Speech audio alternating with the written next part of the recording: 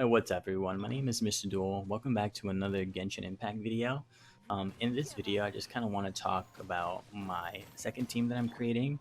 It revolves around Geo Resident and the Geo Resident bonus, if you're wondering. Less interruptions when you're doing like specific attacks, and then on top of that, if you have a shield over your enemies, you'll get a 15% damage bonus for whatever character who has a shield on. This is just really good for the entire team. More damage is better. And this is before the 1.3 update. The Geo Residents. I'll make another video on that later. For the team that I have, it's going to be Childe, Ningguang, Zhongli, and Qiqi. The Childe and Qiqi work great together with the freeze. They freeze. And then the Ningguang and Zhongli works together because of course, the Geo Residents, and then on top of that, the Geo Constructs that Ningguang and Zhongli create. And they also give their separate bonuses as well that I'll get in more detail here soon. So what I do in the beginning is I use Ningguang. So Ningguang is on the field, right?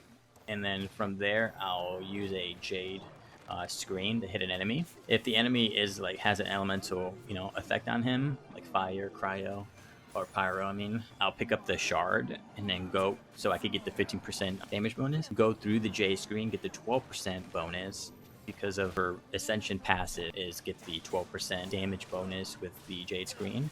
So once I go into the J screen, I'll use her Elemental Burst and it'll hit any enemies that are nearby. And then because of her Constellation 2, you'll get another J screen immediately, and this can occur every 6 seconds. I have her C5. Every other character, the other 5 stars, are C0, if you're wondering. So I'll have another J screen up again, right? And then we'll change the Zhongli. And the first thing we do with Zhongli is summon the Dominus Lapidus pillar next to the Jade screen. Try not to put it too close. You kind of want to have as much of a radius as you can of the two. You never want to put them right on top of each other. You kind of want to have them separately. This is for any Geo Construct. Only Zhongli pillar can do this extra damage bonus. So if you don't have Zhongli, unfortunately, you won't be able to do it. Once you have the pillar up, right, we'll wait a few seconds, and then we'll hold Zhongli's E, and I'll put a shield around me. Even if I already have a shield on me, like a crystallization shard shield, I'll put his shield up. And then from there, we'll go through the J screen again with Zhongli now. And if I have my Elemental Burst, then we'll burst the enemies and petrify all of them. And the great thing about having both of these, the J screen and the Dominus Lapidus up, and it's always consistently hitting geo damage.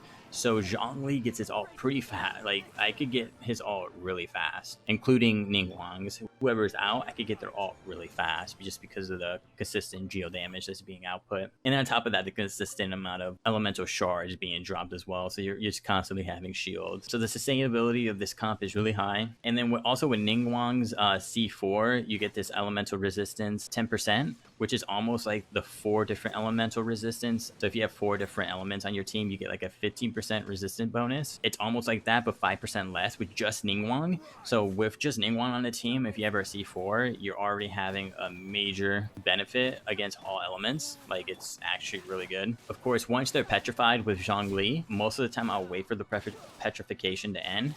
Really depends on how strong the enemy is and how long I want to CC them for. We'll summon Qiqi out. And then once Qiqi's out, of course, I'll use her elemental skill. If I need friendlies to heal, then I'll attack a little bit with her. Her healing is actually quite massive. She actually heals really fast. It's pretty crazy. And then we'll change the Childe, right?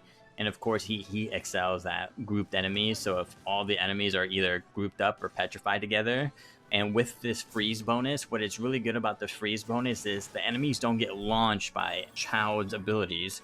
Normally, if they're medium-sized enemies, they'll be launched, but because they're frozen, they're consistently stuck in that spot. It's just really good for Childe because when you freeze enemies, they just don't get launched. That's basically it, and you're able to output way more damage than normal. Instead of attacking a few times and having to run towards them, attacking a few times and having to run towards them, they're literally just stuck there. And if there's a group of enemies and they're all getting damaged by his Riptide effect and a bunch of other things that's being procced. If you have the Viridescent Bow, it procs a little Whirlwind as well. So there's a lot of damage just being procced together. And then on top of that, you could use this ult a few times, depending on how much energy recharge you have. And that's basically the basis of the comp that I have going. And then I just kind of rinse and repeat.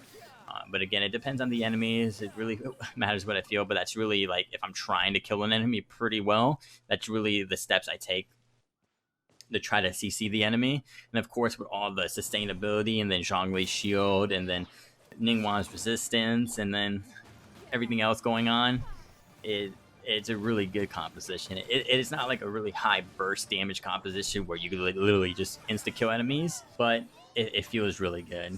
Most of these characters aren't fully built that you're seeing in the video. They're not completely done. My child is nowhere near done. He has the worst artifacts that I could give him. He literally has the burst, or he has only elemental mastery, like tons of elemental mastery. He's like around 300, and I want him to have a critical rate and critical damage the most for his elemental skill. So hopefully I could get that changed around. Qiqi's nowhere near being done. She's level 62. And Ningguang has a bunch of artifacts that still need to be built. Yeah, so this composition right here is not even at its peak. Once I get them all full artifacts that I actually want, or I feel like it's worthy to really show them off at their true potential, then I'll make another video on that in the future. But hopefully this insight shows you just how and why I like this composition that I built around for my second team. And hopefully it inspires you guys to try different builds out and try different things out. If you guys really did enjoy the video, remember to leave a like, subscribe, and you guys have a wonderful rest of your day. Thanks for watching.